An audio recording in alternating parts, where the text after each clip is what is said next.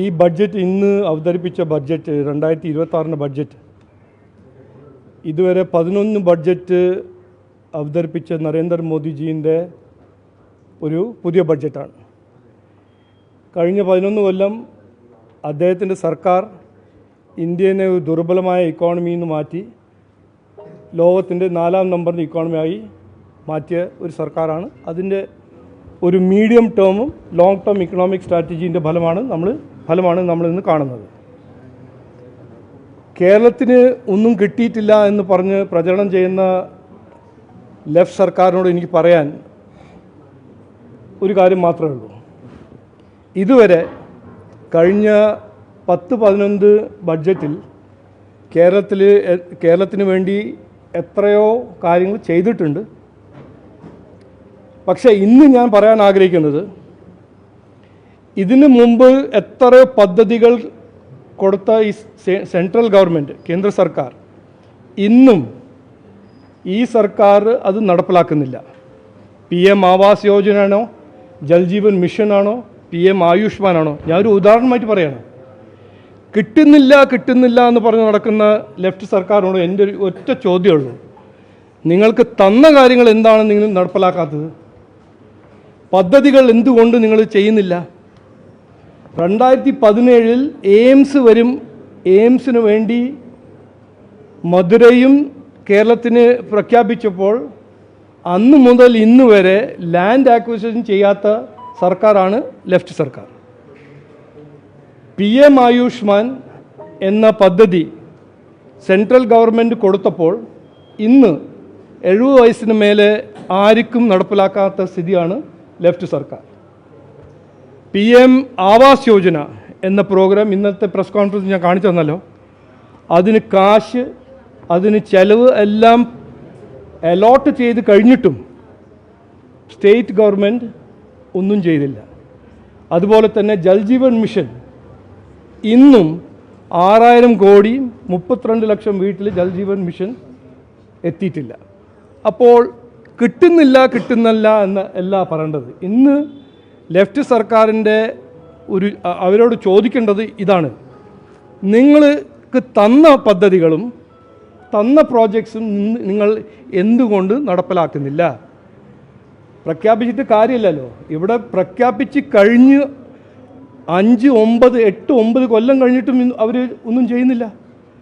അപ്പോൾ ഇവിടെ എന്തെങ്കിലും നടക്കണമെങ്കിൽ, നാടിൻ്റെ വികസനത്തിന് വേണ്ടി പുതിയ പ്രോജക്റ്റ് വരണമെങ്കിൽ, അത് നടപ്പിലാക്കണമെങ്കിൽ NDA സർക്കാർ ഇവിടെ വരണം.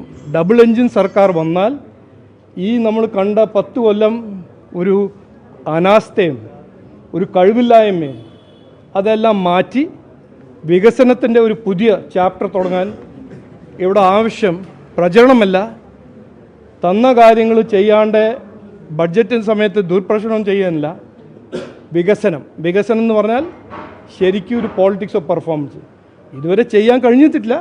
ഇനി വരുന്ന കാലത്ത് NDA സർക്കാർ വന്നാൽ അത് ചെയ്യും എന്ന് ഞാൻ ഇന്ന് ഉറപ്പ് തരുന്നു. അല്ല, അത് അവർ ആക്വിസിഷൻ അല്ല. നോക്കൂ, ഞാനിപ്പോൾ വിവാദത്തിൽ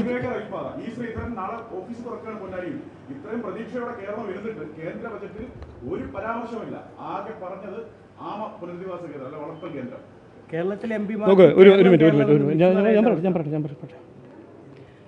ഇന്ന് ഈ ബഡ്ജറ്റിൽ യുവാക്കൾക്ക് വേണ്ടി എത്രയോ അവസരങ്ങൾ ഈ ബഡ്ജറ്റിൽ പറഞ്ഞിട്ടുണ്ട്.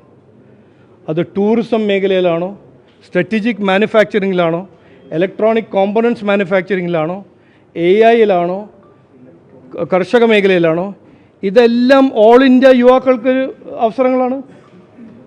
പക്ഷേ അതിനെ നടപ്പിലാക്കാനും അതിനെ യാഥാർത്ഥ്യമാക്കാൻ സംസ്ഥാന ഗവൺമെൻറ്റിൽ കപ്പാസിറ്റി വേണം, കഴിവ് വേണം. നോക്ക്, ഈ മുദ്രാവാക്യവും സ്ലോഗൻസും എടുത്ത് നടക്കുന്ന സർക്കാരല്ല നരേന്ദ്രമോദിൻ്റെ സർക്കാർ. 11 കൊല്ലം ഇന്ത്യ എവിടെയായിരുന്നു? ഇന്ത്യ 11 കൊല്ലം മുമ്പേ, ഇന്ന് ഇന്ത്യ എവിടെയാണെന്ന് അതിൻ്റെ ഉറപ്പും അതിൻ്റെ തെളിവ് നിങ്ങൾക്ക് മുമ്പിലുണ്ടല്ലോ. ഇനിയിപ്പോൾ കേരളത്തിൽ എന്തുകൊണ്ട് ഈ വികസനം നടക്കില്ല, അതൊരു ചർച്ച ആക്കണം, ഒരു ചർച്ചാ വിഷയം ആക്കണമെന്ന് ഞാൻ ആഗ്രഹിക്കുന്നതാണ്. ഇങ്ങനെയല്ല, ഇങ്ങനെ ഒരു വിവാദം ഒരു ക്വസ്റ്റ്യൻ ചോദിച്ചിട്ട് ഇത് കിട്ടിയില്ല അത് കിട്ടിയില്ല, ഇതൊരു ചർച്ച ചെയ്യണം. അതിന് ഞാൻ അന്നും പറഞ്ഞു ഇന്നും പറയുന്നു, മുഖ്യമന്ത്രിയോട് നിങ്ങൾ തന്നെ പോയി പറയൂ, ഞങ്ങളൊരു ഡിബേറ്റ് ചെയ്യാൻ തയ്യാറാണ്. ആരാണ് ഇവിടെ ജനങ്ങൾക്ക് വേണ്ടി ജനങ്ങളുടെ വികസനത്തിന് വേണ്ടി ആരാണ് ഇവിടെ ഈ നാട്ടിൽ ശരിക്കും വർക്ക് ചെയ്യുന്നതും ആരാണ് ചെയ്യാത്തത്, നമ്മൾ അതിൻ്റെ ചർച്ച ചെയ്യണം. വികസനത്തിന്റെ കാര്യമല്ല, കൃത്യമായി തരുമെന്ന് പറയുന്നത് നിരന്തരം സുരേഷ് ഗോപി തന്നെ പറഞ്ഞ ആവർത്തിച്ച കാര്യമാണ് ഈ എയിംസ് എന്ന് പറയുന്നത്. എയിംസ് എന്ന പരാമർശമില്ല, കേരളത്തിൽ എയിംസ് ഇല്ല. അതോടൊപ്പം തന്നെ അതിവേഗ റെയിൽപാത നോക്കൂ, എയിംസിനെ കുറിച്ച് ഞാൻ പറഞ്ഞു, വിവാദത്തിൽ കയറാൻ എനിക്കൊരു ആഗ്രഹമില്ല. നിങ്ങൾ എന്ത് ടെംപ്റ്റേഷൻ ചെയ്താലും എനിക്ക് ഒരു ആഗ്രഹമില്ല. എയിംസിൻ്റെ കുറിച്ച് കൃത്യമായി സിറ്റുവേഷൻ എന്ന് പറഞ്ഞാൽ അവരുടെ ലാൻഡ് അക്വിസിഷൻ കാലിക്കറ്റിൽ ലാൻഡ് അക്വിസിഷൻ കംപ്ലീറ്റ് ചെയ്തിട്ടില്ല. പകുതിയിൽ കൂടുതൽ ലാൻഡ് ഇതുവരെ അക്വയർ ചെയ്തിട്ടില്ല. ഇതാണ് സത്യം. അത് ചെയ്യട്ടെ, ചെയ്തു കഴിഞ്ഞ് നമുക്ക് സംസാരിക്കാം. ഈ അതിവേഗ റെയിൽവേയുടെ കാര്യം മുഖ്യമന്ത്രി തന്നെ ചർച്ചയാക്കിയ ഒരു സാഹചര്യം.